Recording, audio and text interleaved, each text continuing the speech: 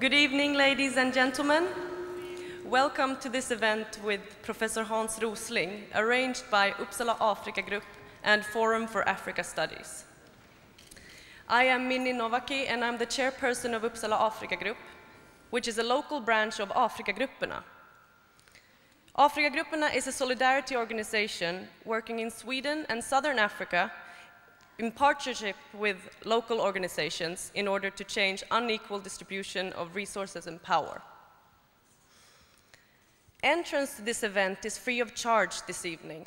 Instead, we encourage you to support the work of Afrikagrupperna in Southern Africa, either by putting money into our collection boxes, which you will see around the hall after the event, or by, as you can see, well, as you could see before, SMSing Rättvisa to 72970, but you must be registered to Y-Wallet.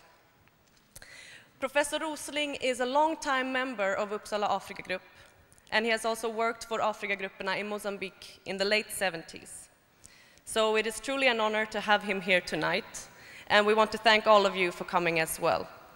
Now I will hand over to Sten Hagberg, Professor Sten Hagberg, who is our co-organizer this evening and also the moderator of this event. Thank you. Thank you very much, Minni. Good evening, ladies and gentlemen.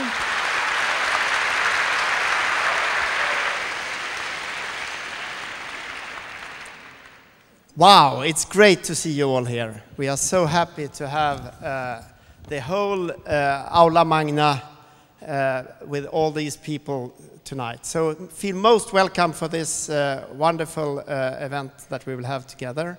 And I'm the chair of Forum for Africa Studies, which is an initiative of the university, Uppsala University, to strengthen Africa research at the university, independently of disciplines and research-focused methodology and so forth. And also to make visible research done at the university or within universities. In other words, to engage with important and critical issues and to engage with non-university actors. And that's why it's such a wonderful opportunity to co-host such an event together with Afrikagrupperna in Uppsala and in Sweden. Hans Rosling, our today's guest, is Professor of Public Health Science at Department of Public Health Science at Karolinska Institutet, and he's a founder of Gapminder. He studied medicine at Uppsala University and holds a PhD in medical sciences in 1986 and became an associate professor of internal medicine in 1990. In 1997, he became a professor of public health at Karolinska in Stockholm. And as Minni mentioned, he worked as a district medical officer in northern Mozambique in 1979 till 1981. And he made path-breaking observations, a very important work, discovering the outbreak or studying the outbreak of a paralytic disease that crippled more than 1,000 women and children during a drought in a remote rural area. And this led also to a series of investigation and research, and they discovered the disease that were named Konzo, the local name among the first affected population. That is a very important discovery. But Hans Rosling is also an NGO man involved in Africa groups and also one of the founders of Médecins Sans Frontières. And he founded Gapminder Foundation that we will hear about today. And this has made a tremendous success throughout the world. And this is extremely interesting to see how very important and critical issues can also reach a world scene, and how Hans Rosling has been instrumental to bring these knowledge and reflections to the world scene. He works 5% as professor at Karolinska Institutet today, and 95% as for Gapminder Foundation and with lecturing and so forth. And I think also for people from Uppsala, it's also nice to know that he is the Upplending of the Year 2012, and also the Swede in the World, and he is one of our really local celebrities, And that's also why we think it's so nice that we host Hans back in Uppsala. And you are so welcome tonight. The title of today's lecture addresses trade and aid and raises questions such as, how fast is the progress in Africa and how well is the progress measured? How does the progress differ between and within countries? Is it true that the population in Africa will double until 2050? Does future progress in Africa depend on trade or on aid? Professor Hans Rosling will first talk for about 45 minutes. Then we have the pleasure to have comments by Associate Professor Pamela Mbabazi, Deputy Vice Chancellor of Mbarara University of Science and Technology in Uganda. And she will give comments during 10 minutes. And then the floor is open for the audience to ask questions and engage in a dialogue. So, Hans Rosling, most welcome to Uppsala University, and the floor is yours. Thank you.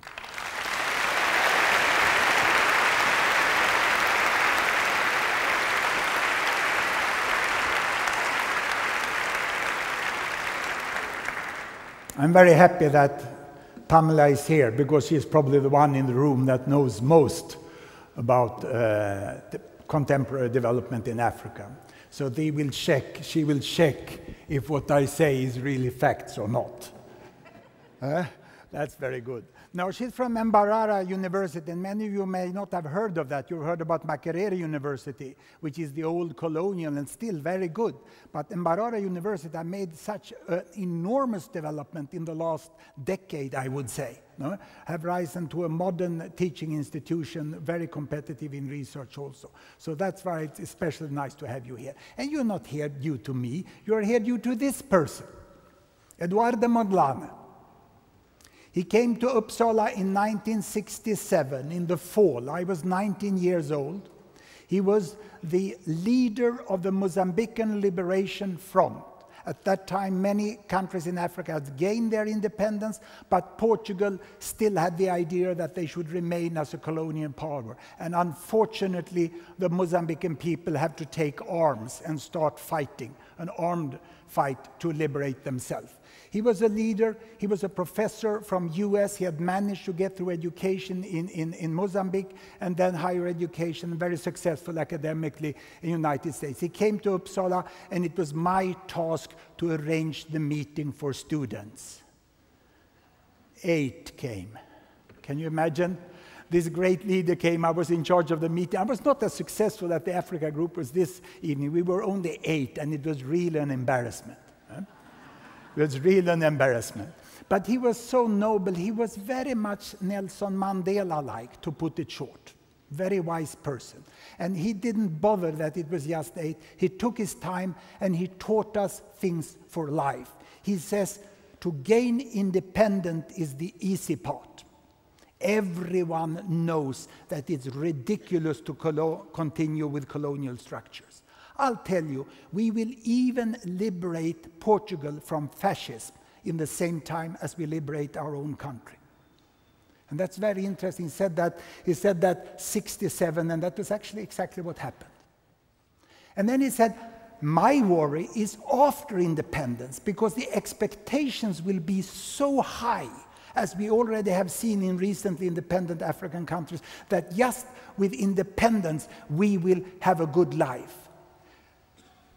Most people in Mozambique and outside don't realize the extremely low level of education we have, the extremely bad infrastructure we have, and the enormous economic, social, and political challenges that will meet us after independence.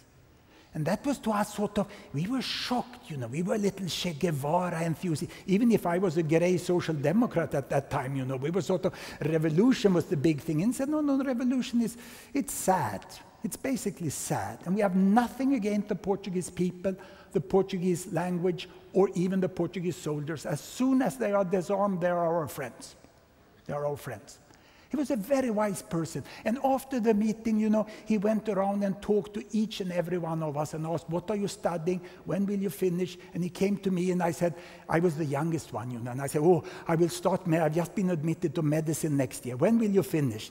And 19 years old, you know, talking about 1975, it was like, you know, an enormous amount of time. I said, 1975, I said. I think we will be independent then. Promise to come and work with us, he said. And I shake the hand with him on that.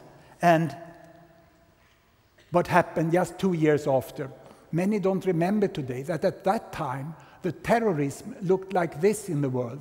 The bombs came from West Europe and hit Tanzania. And on 3rd of February 1969, Eduardo Mondlane was killed by a letter bomb. Very sad. This is his funeral, 1969, in Tanzania.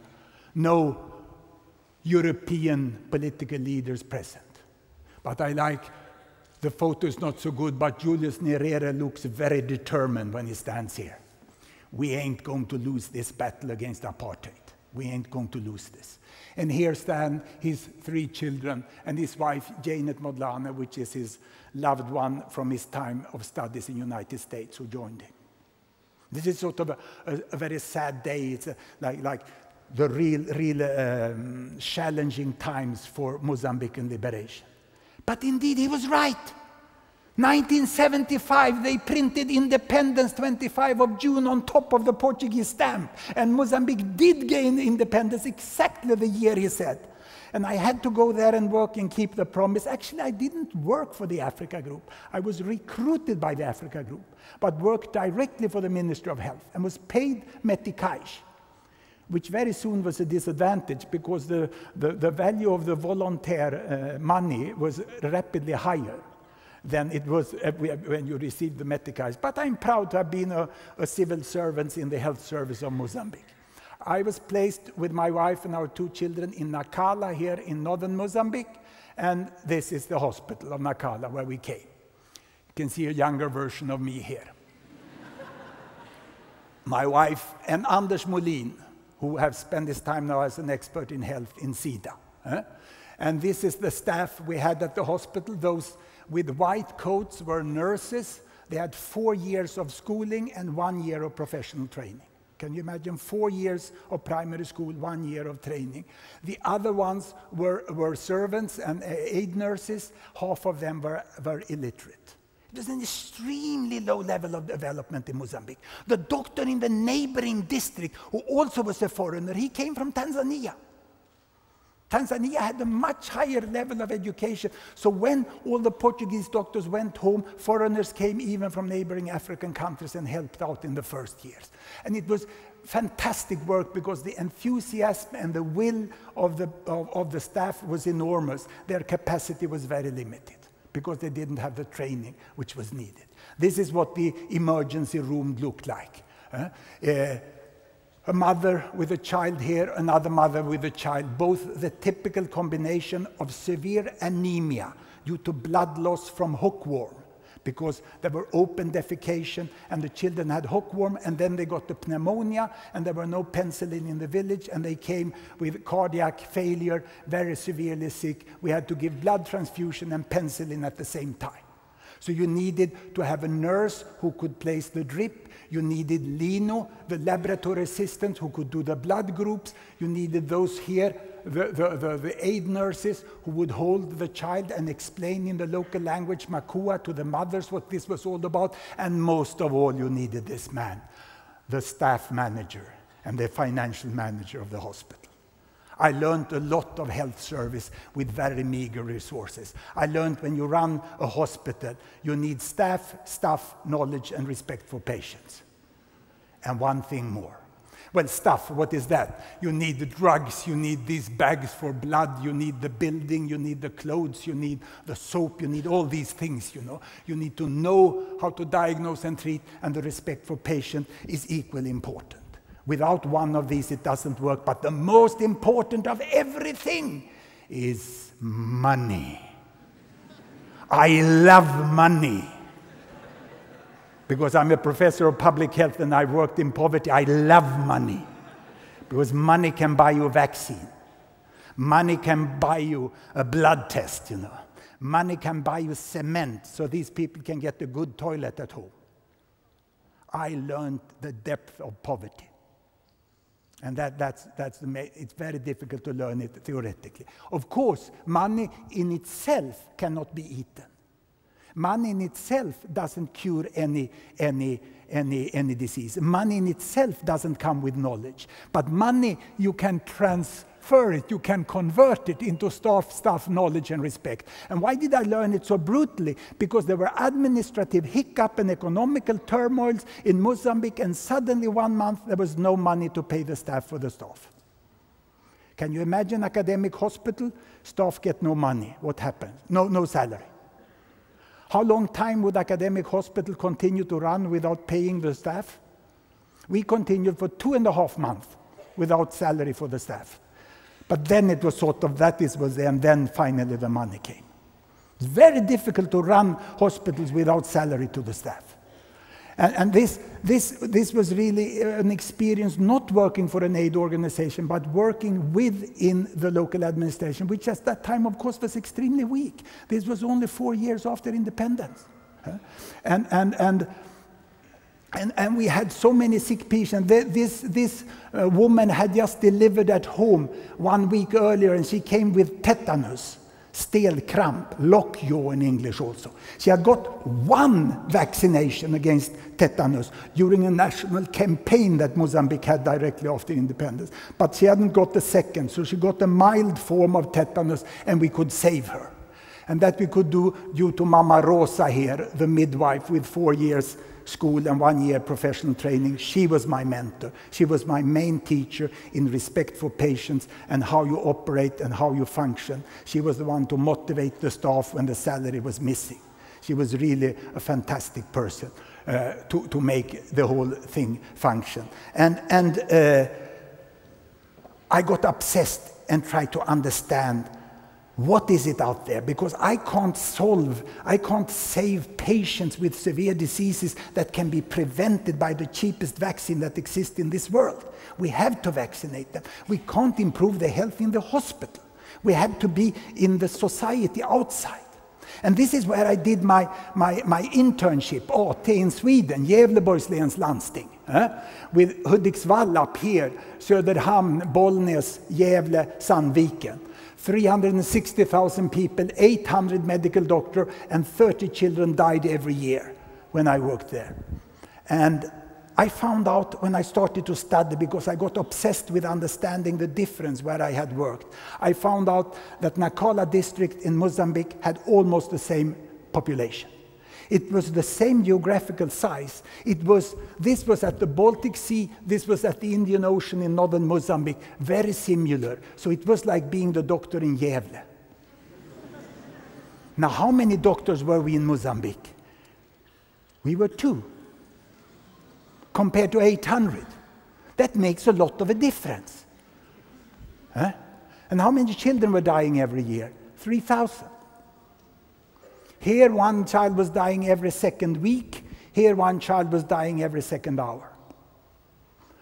So, when I was in the evening doing this calculation, I realized that there were 2 zeros more in Sweden on the resource side, and there were 2 zeros more in Mozambique on the need side.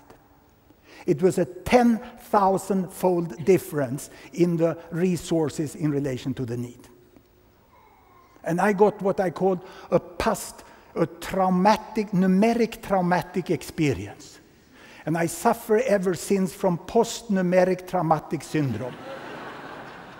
And I try to cure it with statistics. You see, what's really important of your salary was... It's so difficult to understand the difference of 2 zeros. 1 zero we can act. From 1 to 10 we can grasp. If you take away 1 zero on your salary, monthly salary, you can sort of imagine how that month would be. But if you take away 2, it's very difficult to grasp. It would be oat porridge with water or something like that.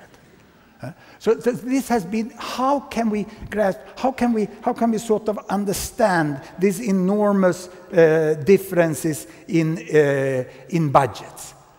We had, of course, primary healthcare centers, very, very modest center with not even a nurse, but a nurse aide who were treating the most important diseases. And very soon I estimated that this primary healthcare system was much more important than the hospital. Only 50 of the 3,000 children died in the hospital. The other 3,950, they died outside. Half of them died in home without even reaching this health service. We did a survey to understand that, you know. And this was really shocking that although the work was so hard here, we had to reprioritize and see that vaccination covered the whole area. And we were getting vaccines in Mozambique. Mozambique had a good essential drug system.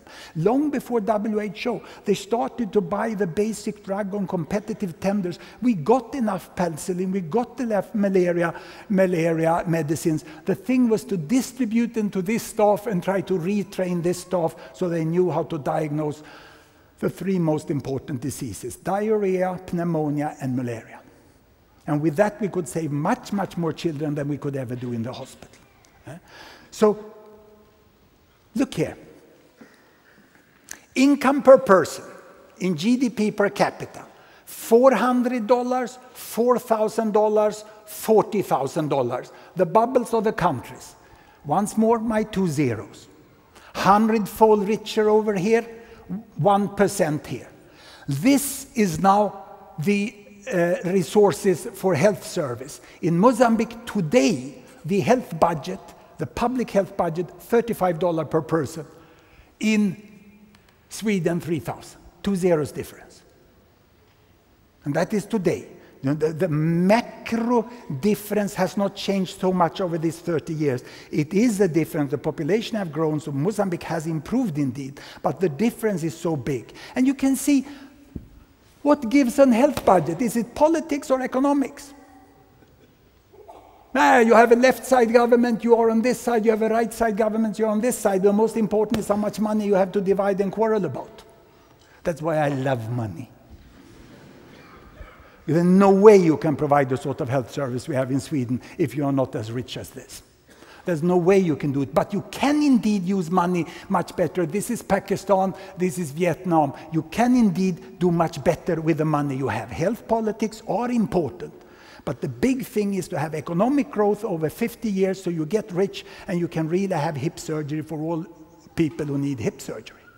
There's no way old people in Mozambique can get the hip surgery they need. They have the same frequency of arthrosis and need that. So money is almost everything for this. Now, how can we understand the world?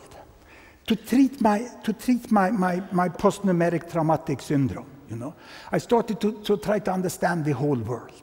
And I found out that where we are most ignorant is almost the population.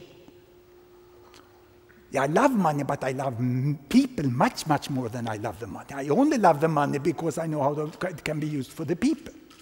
People who think that money is the aim of development, they have a personality disorder and should be treated for it. Money is only important because we can convert it into things which are good. Money in itself has no value. That's why I don't like this discussion. We use GNP too much. We should use other indicators. Hell no, we should use GNP. But we should also use how GNP is used. This is important. So I started to think about people. Do we know how much people it is? 1948. Now we take the basic numerics about the world. 1948, when I was born, we were less than 1 billion children in the world. About 0.8 billion children in the world, age 0 to 15. Then the number of children in the world kept growing like this.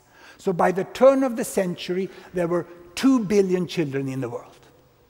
And the United Nations Population Division, which is one of the best divisions in United Nations because they are pure civil servants, they are not sort of aid or politics involved, they just keep track on the number of people. They have estimated how many children there will be by the end of this century. And their estimate is one of these 3 lines. The other 2 I made up, just to make it a query for you. Do they say that unfortunately population grows so fast so there will be 4 billion children by the end of this century? Do they say, no, it's slowing down, there will be 3 billion children by the end of this century? Or do they say, no, the most probably is that children have stopped growing, there will be no more children in the world as it is today? How many here think it will be 4? Hands up. How many think it will be 3? Hands up. How many know that it will be 2? It's interesting, huh? You are quite knowledgeable, this group. This is one, I would say, this is the most missed information about global development. And it's quite solid. This is not a controversy. It's not my estimate. It's not my interpretation. This is the solid, most probable. It may be a little more. It may be a little less. It may go like this. It may go down. But more or less, the number of children have stopped growing. How come? How come that it will be like this? Well, look at this one. There we are, and we should go, let me see, not there, not there, not there.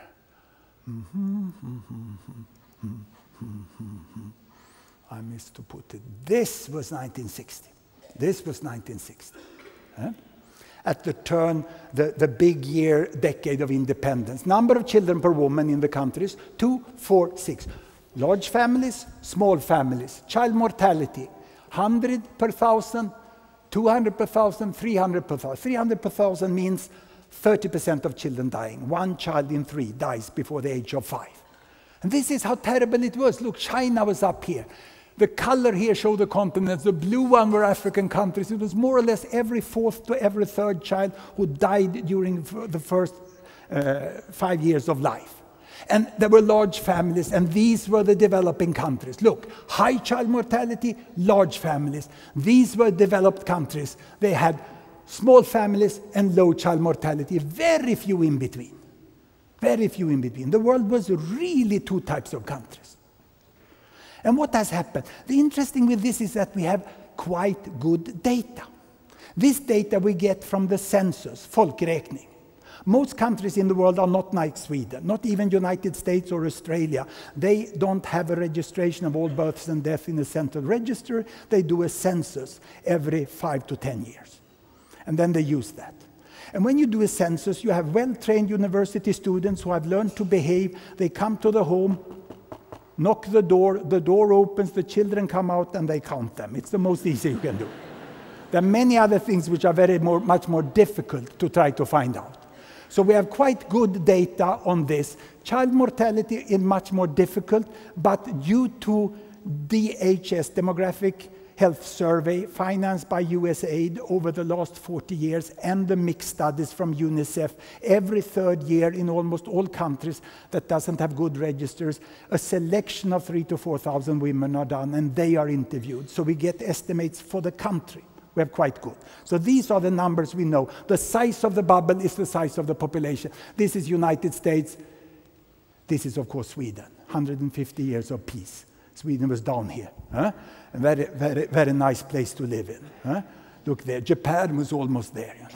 United States had more children, But here was sort of a rainbow of countries. China, India, Brazil was here, Vietnam was there, Malaysia was there, and of course Ghana, Swaziland, Sudan. And this is what happened.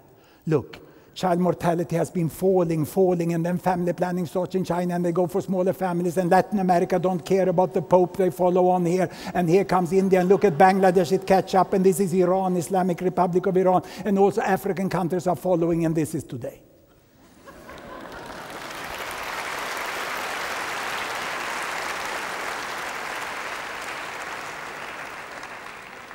If you clearly saw the line between the developing and the developed countries there, how can you see it here? The average number of children per woman in the world is 2.5 today. That's why the children have stopped growing. Because huge countries in Asia and Europe have less than 2 children per woman. And then many countries is over here. This is Afghanistan, this is Congo. which still have many children and relatively high child mortality, but very, very different from what it was. And then people would say, but look, Africa is lagging. Africa is lagging. Well, to a certain extent, this is right. That happens in 1990s, were a bad decades in Africa, the beginning of 1990s. And then the independence came late also in Africa, and Africa was actually a little behind. But look at a country like let me go back here to 1970. One of my favorites here is Ethiopia. Here is Ethiopia. Ethiopia had a period here. They didn't move. Can you see 1960s, 1970s, nothing happened in Ethiopia. Then 1990 they start and off they go. It's quite amazing. In 20 years, Ethiopia went from here to here, halfway down here. And they came now, they even catched up with Ghana. Can we trust these figures? Yes, because they are done with an international team. It's funded by USAID. It's international demographers together with national demographers hiring female students in the countries doing these interviews. And the entire data set is freely on the net with every single interview. And they document very clearly which parts of the Somali region, the Ogaden, which they couldn't interview, which is a minor part of the country and about 1/3 of the Ogaden province. It's very meticulously done. We know this. It's just that the press doesn't report it. The press doesn't report this enormous success of Ethiopia. There are other things we hear from Ethiopia, not this. And if I now go back, and I will do something here with Ghana and this. I did something in the wrong sequence here. Let me see. Here we are, like this. There is Ghana. Remember Ghana? I split it. The richest 20% of Ghana are here. Richest. The ones which report in an interview more assets. They have better houses, better shares, better education. The worst off are here, like Afghanistan. Can you imagine from the good part of Asia to Afghanistan in Ghana, in one country? The inequities within African countries are very large, as are the difference between the African countries. So this is quite good data. Now the problem with quintile data, when you talk to an academician, they love it. I go to Mbarara University, you love the quintiles. I go to the ministry, they say, we don't like quintiles because we don't have any governor we can fire in that quintile. It's a sort of academical way, you know. You would rather need to see the provinces. So if we look here rather on Ethiopia, Ethiopia is like this. These are the provinces of Ethiopia. There is Dar es Salaam. There is Somali region, called Ogaden by the separatist movement. There's enormous difference. But look, most of the regions in Ethiopia are somewhere in the middle. But if I would split these regions in quintile, then I would see almost a similar thing. So it's drilling down. You can see that most of Ethiopia is moving the same way, probably with inequity. I doubt that the worst of will come and up there. So Ethiopia, almost the entire world exists in Ethiopia. You have the Dreamliner grounded for Ethiopian Airlines in one end, and you have the tragic civil war in the Somali region in the other end. The entire world exists today in Ethiopia. And the number of children per woman in Addis Ababa today is less than in Sweden. It's free access to contraceptives, a very, very wise policy by the government when it comes to access to contraceptives and family planning, which is lacking in so many African countries, but not in Ethiopia. And here we can say, how come that if the world population is 7 billion today, you know, how come that the world population will continue to grow to 10 million if I tell you that the number of children have stopped growing? It's strange, isn't it? It's not so strange if you think a little about where do people come from? You know the sequence. You are of age, all of you. You know it. Then no one is born as adult. You have never seen a birth announcement in the newspaper. Today we got a nice 22-year-old son, you know. You never see that. So I have a more direct way of showing this to you here. Look, I'll show you. I have this here.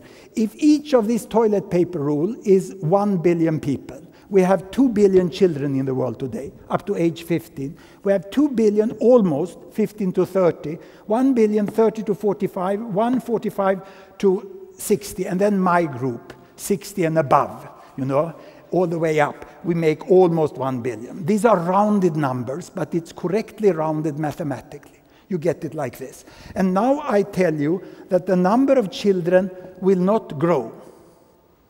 How will the population grow? Well, you see there's someone missing here. Can you see? Only few of these are missing because they've died. Most of them were never born. When I was born, we were much, much fewer children born in the world because there were fewer women giving birth to children. So the world population was growing, and now the number of children stopped growing. So what will happen in the future? What will happen to these people? Anyone studying medicine here? They die. It's cruel, but it's a fact. We will die. The rest of you, you will grow older, and you will get 2 billion children. The old die, the rest grow older, and they get 2 billion children. The old die, the rest grow older, and they get 2 billion children. And there you are. Before it stops, we have 10 billion people and 3 billion more adults, most of whom are already born. We call it the big fill-up of adults. Demographers call it population momentum, and almost no one has ever understood it. It's inevitable that we will be 2 to 3 billion more. And when the environmentalists, who I feel a lot of sympathy for, point at the lack of resources, say we have to stop world population at 7 billion, they propose that we should kill them. Don't they? If you are not allowed to deny Holocaust, you should not be allowed to propose it. There's a terrible lack of understanding of population structure. Let me show you this in more detail. Now each doll here is 100 million people. One toilet paper, I divide it in 100 million. So under 15, there's almost 20 here. And you can see most are Asian. 400 million in Africa are below the age of 15, and that is after the tragic child mortality has taken most of them away, because child mortality happens in the absolute beginning of life. So we have more young people under 15 in Africa than in the entire America and Europe together. Imagine, starting from Argentina all the way up through United States, Canada, Europe, all the way through Siberia, including Turkey, are less young people than only in Africa. And this is a fact. This is not an interpretation, or Hans Rosling thinks, or Hans Rosling claims, or any other bullshit which I read in paper. This is UN population division, and in agreement with the very good demographers we have in each country. This is a fact. And you can see that Africa is a dramatic place, because there's less in this age group, less in this, and my age group doesn't even reach to fill one doll in Africa. Whereas Europe is a boring place. Nothing will happen. In Latin America, there will be 100 million seniors. That's not very exciting, is it? Huh? And in Asia, there's a lot of old people which will be filled up, but the number of children have stopped growing. Some Asian countries, like Pakistan, have 3 children. Others have 1.6, like China. Taiwan has 1 child. Japan has 1.3. Indonesia has 2. The number of children have really stopped growing there in Asia, stopped growing here. So how come? What will happen in the future? Now we are on academic level here. Huh? The old die, the rest grow older, and they get their children. And did you see? 1 more in Africa, 1 less in Asia. Because the number of children in Asia will start shrinking. Yesterday was a breaking news. Came the final study of Bangladesh, showed that Bangladesh number of children per woman is now down to 2 years ago, 2.3 means today 2.2 children per woman in Bangladesh. Absolutely fantastic progress. And if you want to see, and still poor Bangladesh. Very good example. Uganda can look, where is Uganda on where Bangladesh work can follow that. It's a very fast development there. And here it will start decreasing. So the reason the number of children doesn't grow is that it decreases here, it increases here. What happens here doesn't have much importance. The old die, the rest grow older, and they get their children. The old die, the rest grow older, and they get their children. Huh? And this is the inevitable fill-up. There's no way you can avoid this. No way. If you don't have forced sterilization or bombing with nuclear bombs or anything like that, it's something beyond anything that has happened in this world over the last several hundreds of years. The African population will at least double. Now, this is up for discussion and up for analysis. If Africa will be very successful, and governance will improve, economic growth will improve, aid will be used more wisely than it is today, you can see that Africa will progress, child mortality will fall, contraceptive access will improve, women's rights will improve, and you will get less children here. But you can also get more children here in Asia, because the reason you get so few children in Asia is lack of gender equity. Women, educated women in Asia choose not to marry. So all in all, we will be 10 billion. Number of people is not an issue when it comes to environment. Let's see where the issues are. The issues are how we use the resources and how they are going. There will be some older people. I hope desperately that I will be this one up here. So I can lie in the respirator and look at the statistic as it comes along like this.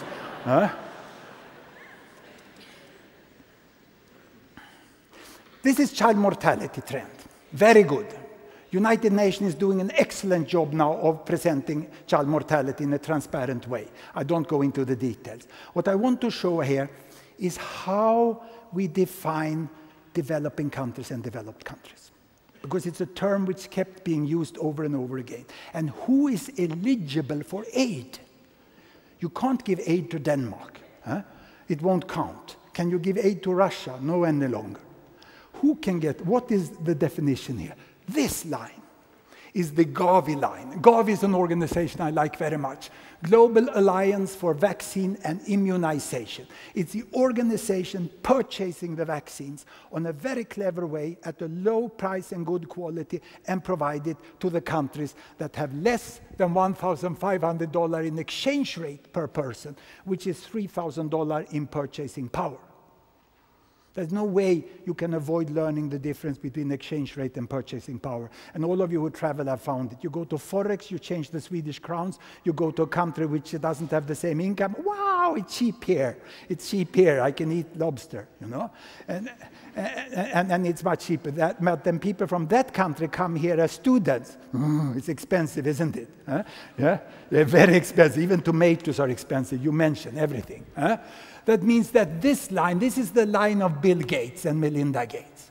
They are not so advanced any longer. They think about people, not so much about algorithms. They draw a straight line like that. This is the line of OECD, the rich countries. This is what our government also accepts as the aid line. It's $12,000. Can you see the enormous? It's $3,000. It's 4 times, it's 8 times more money. Everything you give on this side is aid. That's why you had this strange situation that Sweden were giving aid to China at the same year as China was buying Volvo. I think that's ridiculous. And you can see this is not small things. Most of the world population live between these two lines. It's not like, oh, he's a professor, he found some little detail. No. And what do the United Nations, the Honorable United Nations, what do they say in their publication, that publication of child mortality? What is the line between developing and developed? It goes like this. Can you see it coming down here? Here it comes. And then they discover Qatar out here. In Qatar, they are Arabs with palm trees. They must be developing countries. So they draw the United States is developed. Then they go down and they find South Korea. They are developing. Greece, they are developed. Whereas South Singapore down here is a developing countries. And then it's a very advanced thinking here. Can you see? They go back here and they find out that Saudi Arabia is developing, Russia is developed, whereas Malaysia and Cuba is developing, and Albania is developed. And then they found Moldova here and they are developed.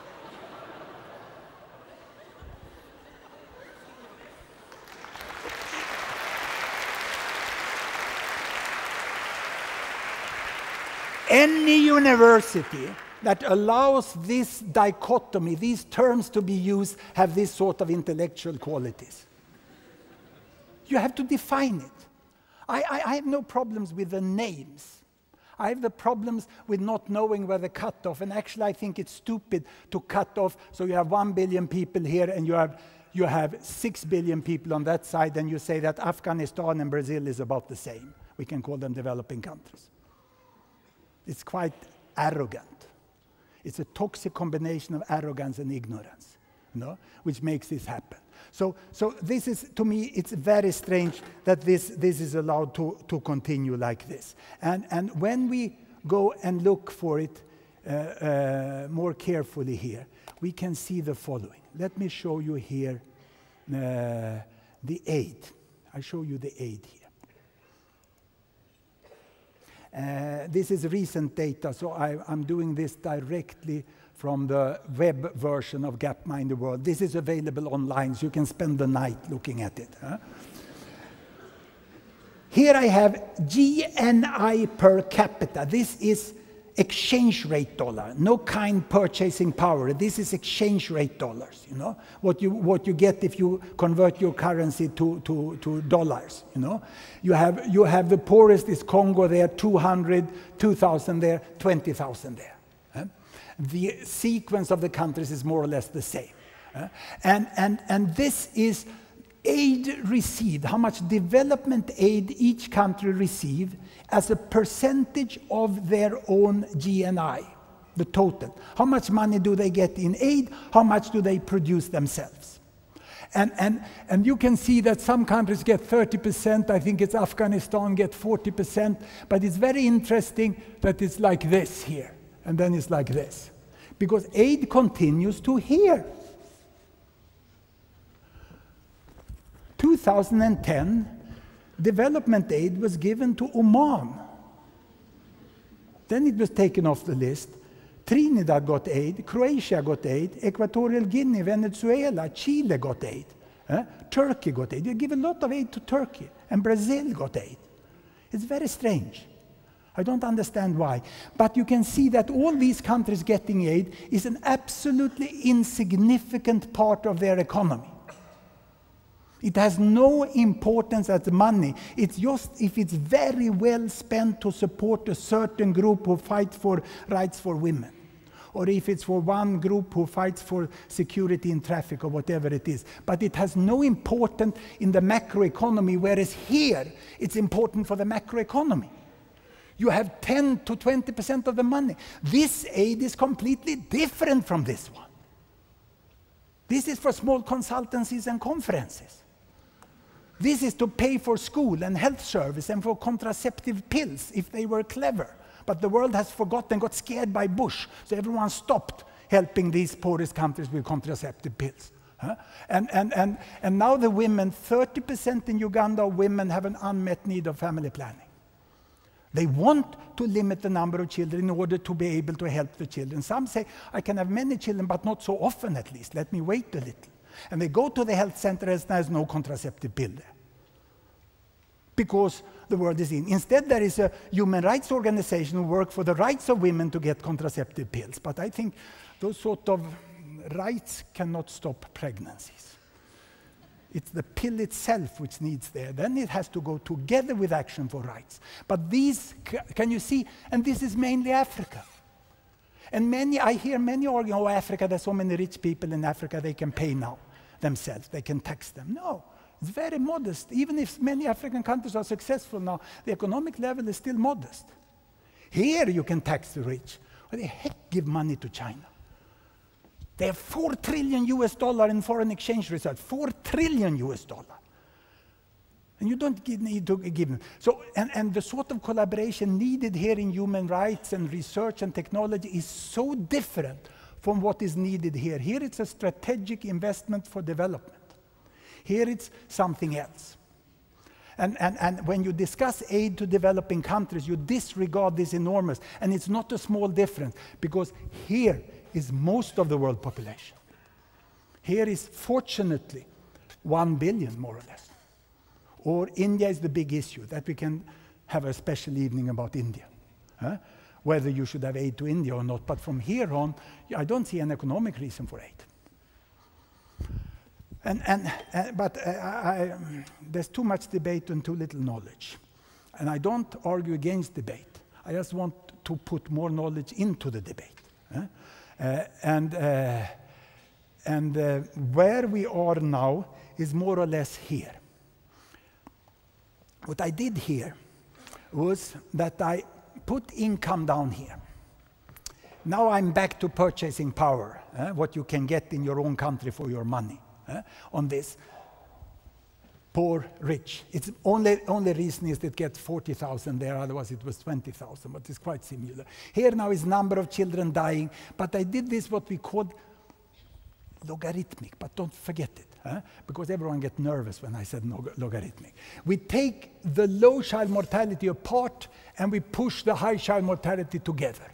We do the reverse with money. The high incomes are pressed together, the low are taken apart. And then we get this relation between child mortality and money. This is the max equity. I call this max equity because, look, here is Vietnam, there is Nigeria. The size of the bubble now is the number of children who die. Hardly any children die down here. In China, there's a lot of child deaths because there's a lot of children born. But the rate in China is relatively low. Almost all child death is from India and below. It's the Bill and Melinda line, the Gavi line. The Gavi line is fact-based. The OECD line is an historical political line that no one debates. No one discussed that. And then you have Bangladesh, great equity. It's interesting. They have a terrible transparency, whatever. They are corrupt, they are whatever ugly things you want to say about Bangladesh. You can find support for it. But they keep improving health, decreasing maternal mortality, giving access to family planning. And if I take the minimum equity line there, and I split Bangladesh, you can see that the poorest 20% are on this line, the richest on this line. Bangladesh cannot be better than they are if they don't get richer. There's no way. They need money. They've already done it down here. Nigeria can do a lot. India can do a lot just by more equity. Cuba cannot do more. They are there. Why is Singapore there and Cuba there? Because Singapore is richer than Cuba. And the neonatal, the newborn death with severe congenital malformation that needs advanced hospital technology, the Castro brothers can't afford it. And the advanced cancer treatment they can't afford, but they are doing very, very well with what they have, and their statistic is absolutely correct. I've personally been involved in this statistics in Cuba. You can trust the health statistics. Their economic statistic is a mess, because it's a black market and you never know where they are. So you can't, it's a little difficult to assess, but more or less here they are. So I think this is very good to have a cut the line here for aid here if you want to save children's death. Maternal death is the same. It's interesting, the relation with democracy. Do you know which country lowered maternal mortality, that terrible death of pregnant women in relation to pregnancy and childbirth? Which is the country in the world that lowered it most the last 20 years? Syria. Homage to Assad. Do that mean that I in any way say that you don't need democracy in Syria? No, of course you need democracy. You should be able to die for it. But you don't need it to lower maternal mortality. In some countries you would need, but not in others. It is so context-specific, this relations which we see. And you can go, let me find this here. Let me find this here. I have here indicators. I go to society, I find democracy score, and now color is democracy. I have to go some years back, and here is democracy score. Ethiopia scores 1, not so nice.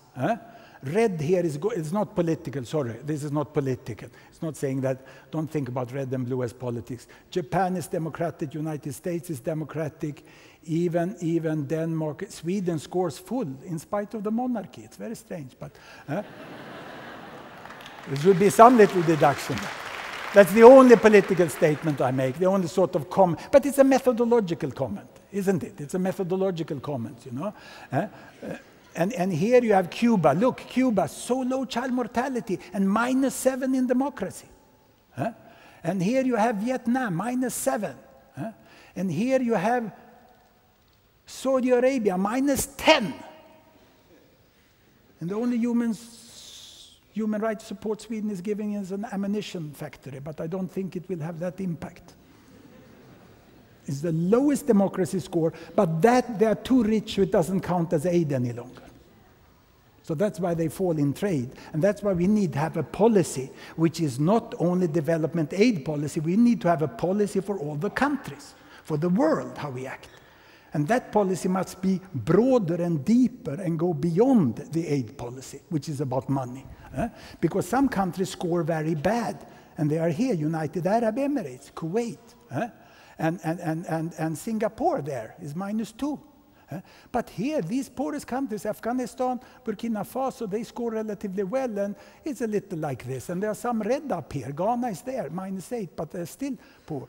It's a very bad relation between economic progress and health progress and democracy. For me, that's not the problem, because I'm for all three. And what a country lacks, you should fight for. And I think it's sort of stupid to say we should fight for women's rights because it leads to economic growth. It's ugly, isn't it? We should have women's rights. That's a higher goal than economic growth. And you don't go for women's rights because it lowers child mortality. It's the noblest goal of all. Look at the women in India, what they are demanding now. And this idea we have, yes, if we just have human rights and we have this, then we get the other stuff. No, we don't. There's no evidence support for that. But it may be in certain countries. In certain countries, democracy may lead to a result. And one of these countries is Brazil, isn't it? In Brazil, people elected a government that did it, that both caused lower child mortality in this. So it's very contextual, I would say, very contextual and not so general. But look at the nice progress of Ethiopia. They are going here, economic growth they have, and they are moving quite fast. So, and we have many other countries, many other African countries. Let me go back and put the categories into geographical region. I take back away this and look at the whole of Africa. Can you see the blue bubbles up there? How fast they move here with economic growth and lowering child mortality. And I'm that sort of person. If I see only economic growth and not lowering of child mortality, I disregard it. They just found oil and the president keeps the money. But if I see low economic growth and lowering of child mortality measured in two completely different ways, then it's good. If I then also see fall in fertility rate, then it's better. Then you need to split the country to see whether it's a slow development of the entire country or one part of the country rush away and the other stand back.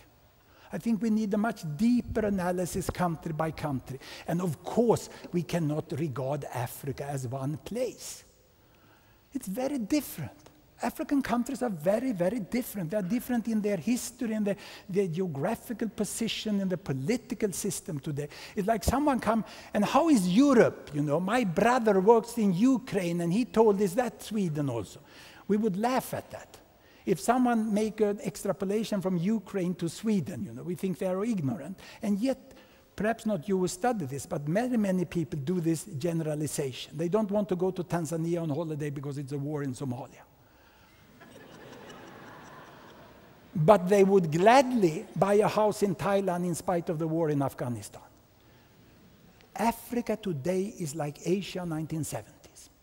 Some countries will go Thailand, some countries will go Malaysia, some countries are very good course, others will go Sri Lanka, good potential but civil war, others will go Afghanistan. This is what we are seeing in front of our eyes. Judge country by country, and don't judge countries by color of the skin of the majority of the people. That's what we are doing still, in fact. I just today talked with people who said we are working in Africa and it's so and so and so. They were working in South Africa, upper middle income country, with 2 child infertility. It's completely different from Zambia. And they would never, ever say that they work in Sweden and then draw conclusions to Belarus. They also have birch trees. They look the same. You can't see the difference of the population in Belarus and Sweden. But they're very different situations. So this is more or less the task, what I give here to look at this, you know. We have to get out of extreme poverty. We have to have Africa to fight so that the poorest part of the population, that's where the aid must go. School to everyone. Is it worse to be a girl or to be poor? The worst is to be poor. Of course, the worst is to be a poor girl. But girls in the upper quintile in African countries, everyone go to school. It's the lower quintiles where you have the problem. Then there are other problems which women will have for the next 50 to 100 or 150 years or whatever. But schooling, this to me is extreme poverty. Spending hours every day to fetch firewood and water. Every morning I have a short and efficient prayer. I go into the bathroom. I switch on the lights. I say thanks. I turn the tap. Water comes. I say thanks again. 2 thanks every morning. I am among the people who have electricity and water in my house. And these girls, they have to spend, the girls have to walk there. Look, this to me is economic growth. Mrs. Tapo proudly have acquired a wheelbarrow with rubber here and industrialization, and she takes her burden and the burden of 2 girls, and they go to school, and she goes ahead into the future. Some microcredits are good, but microcredits have been overestimated, I think. They are just a part of it. You need true economic growth with risk capital that works. And they have to be controlled, and they have to be taxed. Tax them. They will never go good on their own. You have to control them, but they're quite good on increasing productivity. This woman told me a lot of things, but I will rush now to end this up. You remember this room 30 years ago? The exactly same room 30 years later. My wife and I went back. And where we had a new hospital was built. Fantastic new hospital. We couldn't do 1 cesarean section. Now they do 300 per year. This was now the health center of the world, and this highly trained and motivated staff, very, very capable, as motivated as 30 years ago, but now highly trained, just like modern health staff, were running the HIV training, the HIV treatment in the district. Capable of doing it with international help. It was impressive to see how good they were. And then we went to see, my wife's here, saw the delivery ward, very nice delivery ward, much, much better quality, led by a Mozambican obstetrician who said it's not just doctors, it's those assistant medical doctors who were trained in doing cesareans. That's what helped us out. We give tasks to others. And he said he didn't have time to see me when I came. He had so much to do until he saw I'd written a textbook together with Staffan Bergström. Then he said, oh, you know Staffan Bergström? He's the one who changed all for delivery service here, who taught us to train midwives. So that helped us in, and then we were very nicely received there. And here I am with my predecessor, running the health service for the city, Dr. Fernau, specialized in general medicine. And he explained the health situation. And my wife was amazed. She said, I was silent for 30 minutes. That very rarely happened. He was so knowledgeable, so impressive. And just the quality of the individuals, and that's what I see even across Africa today. I see the capacity of those who have got in reach decent training, you know. They are at the same international level as anywhere. And he said that we have not so bad HIV situation here. We have most people have circumcision at birth, and that lowers the rate along the coast. And the most problem with HIV we have is that the customers, those who are best off, has highest HIV here, and who come from other parts of the countries. But we have leveled it off. And we talked about all diseases, and my wife, who is a child psychiatrist, asked him about attention deficiency, hyperactivity. And he said, oh, that's such a tragedy here, he said. Those children with attention deficiency and hyperactivity, I see them as surgery patients. They come because they were running, they were hit by a car, or they behaved so someone beat them. I see them with fractures. And we can't afford that new fantastic treatment that exists. And psychologists is not even to think about. It's way beyond the resources we have. So he knew the entire medicine, what to do, and he knew how to make priorities. Hypertension and stroke is a major problem. Middle-aged people with high blood pressure, and we just don't have money for it. They were diagnosing diabetes now in the city and needed insulin for it.